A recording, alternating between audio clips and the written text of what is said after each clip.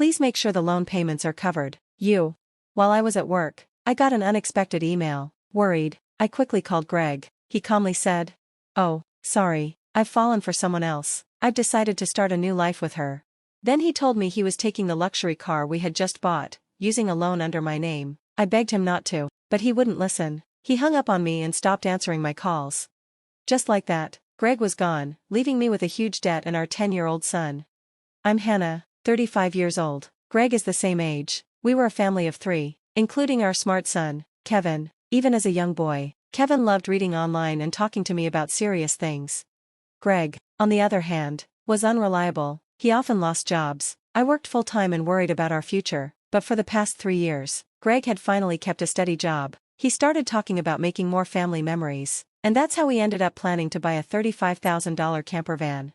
Since Greg couldn't get approved for the loan, I took it out in my name. The day the van was delivered, I got a strange email from Greg. He said he'd go ahead and take it, since it was in my name, and I'd be paying for it. Shocked, I called him right away. That's when he told me, "I've fallen in love with someone else. At first it was just a fling, but now it's serious. I want to start a new life with her. Bye." He also brought up the divorce papers we had talked about during a past fight. He said he'd file them, then ended the call. That's when I knew I had been completely betrayed. I tried calling and emailing him again, but he never answered. When I got home from work, I checked the drawer where we had kept the divorce papers. They were gone. Just like that, he had left me with the $35,000 loan and disappeared. Later that evening, after dinner, Kevin noticed something was wrong and came to check on me. I was sitting there, stunned and unsure of what to do. "Mom, what's wrong? You haven't been eating much lately. Are you okay?" Yeah, maybe I'm just tired." When people lie, they look up to the right. Lying isn't good. I've noticed Dad hasn't come home for 3 days. Did something happen between you two? Kevin's words surprised me. I took a deep breath to stay calm. I realized I couldn't keep the truth from him anymore, so I told him everything. "I see, that sounds like something Dad would do. Aren't you sad?" "Not really, I kind of saw it coming." Kevin didn't seem too upset about the divorce, but deep down, I knew it must have hurt him. I felt guilty and silently apologized to him in my mind. I tried not to think about everything that had happened, but my body reacted anyway. I started feeling worse and worse. That day at work, I was supposed to attend a training session, but I suddenly couldn't stand and had to crouch down. "Sorry, I need to rest, I can't stand right now." I heard my coworkers talking, sounding worried, but I couldn't answer them. Then everything went dark.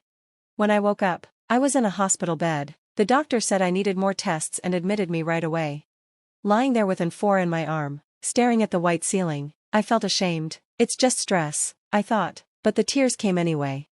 Then Kevin ran into the room, looking scared. "Mom, what happened? Is it serious? You're not going to die, right?" "Of course not. I'd never leave you alone." "Oh, good, really good. The school called and said you were in the hospital. I was so scared." Kevin is usually calm and mature, but in that moment, he was just a worried 10-year-old. Seeing him like that, I knew I had to get better for him. But then came more bad news. I had a serious illness. The doctor said, "You need surgery soon, please decide quickly." So I had the surgery. A month passed while I recovered. Greg still hadn't come back.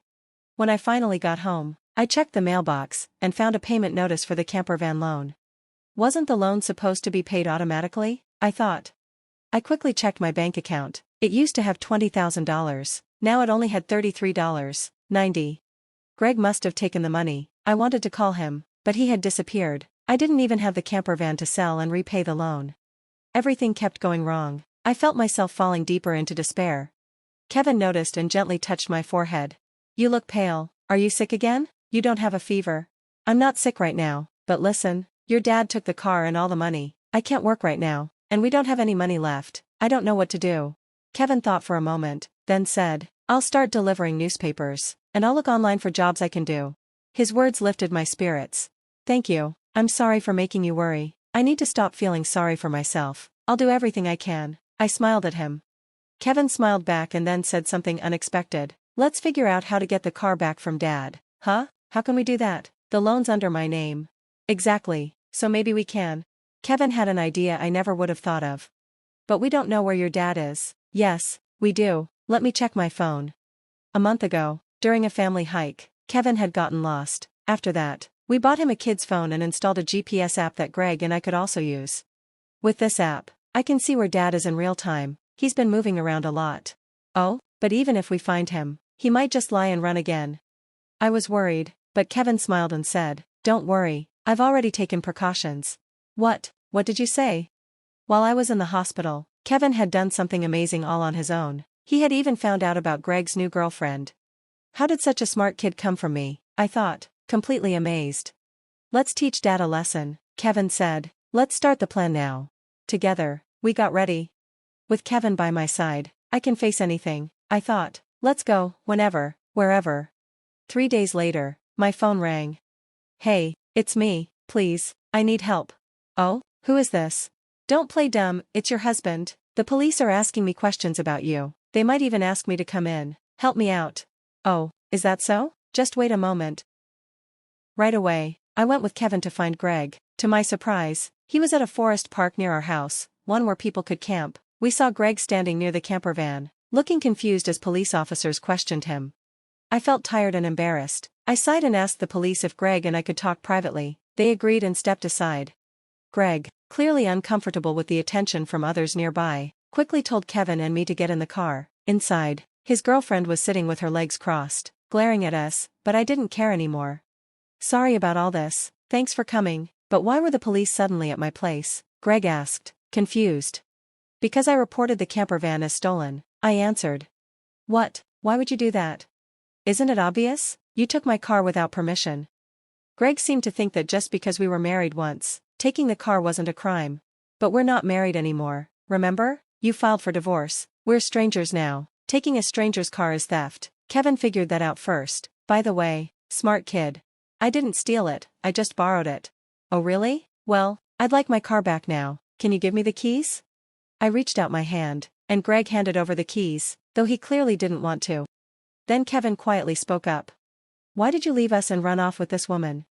Greg looked caught off guard and scratched his head awkwardly. His girlfriend let out a smug laugh and said, "It's because I'm prettier than your mom. Just look at me." He fell for me and chose me instead. "Be quiet, I wasn't talking to you," Kevin said firmly. "Dad, answer me." His tone was so serious that even Greg's girlfriend went silent. Greg didn't say anything either. "If you don't talk, that's fine, I'll just call the police again," Kevin said. "Wait, fine, I'll explain," Greg finally said. He admitted that the woman, Mandy, had joined his company 3 months ago. They got close at a work party and started dating. When Mandy got pregnant, Greg decided to leave his family and start a new life with her. "Why did you take the camper van?" I asked. "I quit my job and thought about selling it for cash, but since it looked like you were using it, I figured we'd go on a trip first." "But how did you know whether I was using it?" "Remember when Kevin got lost? After that, we got him a kid's phone with a GPS app. We installed it on your phone too. That's how I knew where you were." Later, Kevin told me he only pretended to get lost during that hike because he wanted a phone. I was amazed by how clever he was. "I thought something was weird with Dad, so I made a plan to keep an eye on him," Kevin said. "You're kind of scary," Greg muttered. "I'll never grow up to be like you, someone who betrays the people who care about them." Greg had nothing to say. He just sat there, speechless. I looked at Kevin, so young, but so strong and clear-minded, and I felt proud and inspired. I turned to Greg. "Also, return the $20,000 you took from my account. That was my savings. I don't have to give it back." "Yes, you do. That money came from my personal savings before we were married. You never kept a job long enough to save anything with me." It turned out Greg and Mandy had already spent all the money. I couldn't believe it, but at the same time, I felt relieved that I was no longer married to someone like him. "You took my car and my money, that's a serious crime," I said. "What? I thought we settled things. You told the police we'd just talk." "I said we'd talk, I never said I was dropping the case. I'm also adding the money theft to the police report." "Mom, should I call the police now?" Kevin asked calmly. "I just need to press one button." Mandy, who had been sitting quietly, suddenly panicked and tried to get out of the camper van, but as soon as she opened the door, she screamed. Standing there were her parents, faces red with anger, ready to explode. Mandy froze, stepping back as her furious parents started yelling at her. I'm sorry, don't be mad, but why are you here, Mom and Dad?" Mandy asked. "I called your parents ahead of time," I said. "What? Why would you do that?" "While I was in the hospital, Kevin went to Greg's old office. He told the staff, with tears in his eyes, 'My dad left us for a woman we don't know,' and my mom collapsed. The people at the office felt sorry for Kevin and suspected something was off. They told him that Mandy had quit around the same time as Greg and gave him her parents' address. Greg and Mandy had acted too close at the office, and there were even pictures of them looking like a couple at a company party. Kevin took Mandy's photo and went to her parents' house. When they came out, he told them everything. So today, I asked Mandy's parents to wait nearby in case things got out of hand. Mandy shouted, "How could you do this to me? You're the worst.